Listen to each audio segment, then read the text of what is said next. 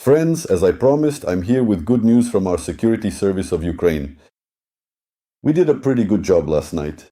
We've all already seen the strikes on the Russian missile defense, air defense system.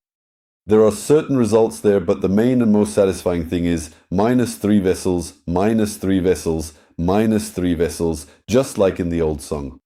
So what does this mean? This is an operation to force Russia to peace. Russia struck at 2 support ships of the Black Sea Fleet and at the ferry Petropavlovsk. Let's go into a bit more detail. All 3 of them were at the Zatoka shipyard in Kerch. Kerch is really in the spotlight for us. There turned out to be so many interesting things there. I've been to Kerch several times in my life, on business trips. Back in those days when everything was rather bleak. The city left a rather gloomy impression. Dull, industrial, not noisy, no energy, no movement. But now, I see there's a lot of interesting stuff going on there. Drones fly there every night, and every night they find something interesting, something important, and something new.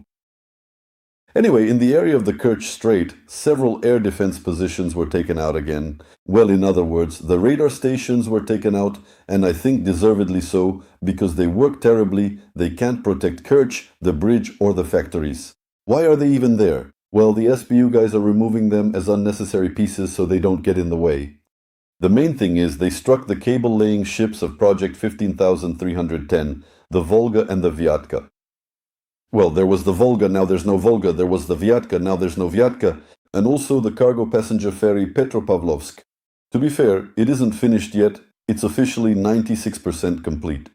So basically, it could have been launched soon, and it would have been a brand new ferry, not a repaired old one, but a completely new one. But now it won't happen, because after the strikes, the plant caught fire. So the strike was successful, they hit something important. The Volga and Vyatka were being built for the Russian Ministry of Defense. They have quite a wide range of tasks. They are generally regarded as being for the hydroacoustic surveillance and espionage system. They use this Harmony system. So mainly it's for naval underwater reconnaissance. Of course, that's very important, but they also have a bunch of other practical functions that, in the current situation, could cause even more problems. They deploy non-contact mines against ships, and they can strike underwater pipelines, cables, and critical infrastructure objects. Do you realize how much trouble these little ships could have caused if they had ended up in the Baltic Sea or somewhere else? In the Strait of Hormuz or somewhere near the European coast in the English Channel, for example, where they could, in principle, operate. But now they won't be going anywhere and won't cause any problems for anyone. Each of these vessels costs hundreds of millions of dollars. And it's not even about the money, but the fact that there's no way Russia will be able to build them again in the foreseeable future. First of all, there are no technologies, a lot of things are missing because of sanctions, and some things we've ruined ourselves. And in general, building a ship always takes years, even for a wealthy country that prioritizes it, like China. All in all, the security service of Ukraine did a very good job. 3 tubs, 2 support ships like that, 1 ferry, and some air defense as a bonus.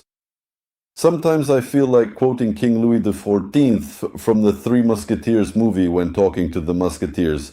That's already too much, guys. That's enough for today. For today, that's enough. You won't have anyone left to play with, you understand? Russia will run out of ships, radars, everything will be gone. At this rate, in another couple of weeks, there will be nothing left.